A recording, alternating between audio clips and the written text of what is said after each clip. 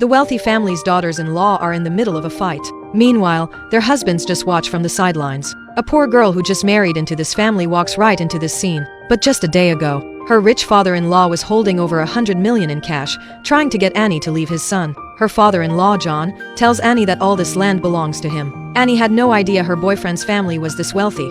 John goes on to say that if Annie leaves his son, he'll give her whatever amount she wants. Annie has never seen this much money in her life. But after she calms down, she says she won't take a single penny. However, she'll still break up with her boyfriend, because she doesn't want to make things difficult for Jack. That evening, Jack comes to find Annie. Annie blocks him at the door and says they need to break up.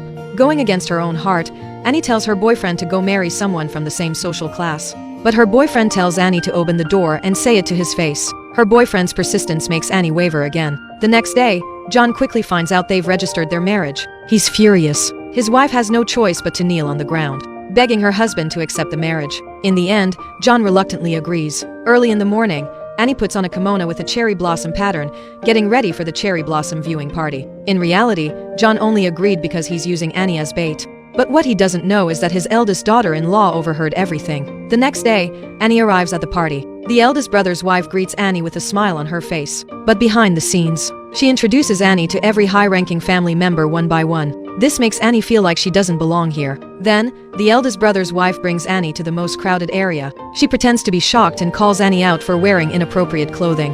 This embarrasses Annie in front of everyone. Then the eldest brother's wife pretends she's going to help Annie change. But privately, she warns Annie to know her place and watch what she says and does.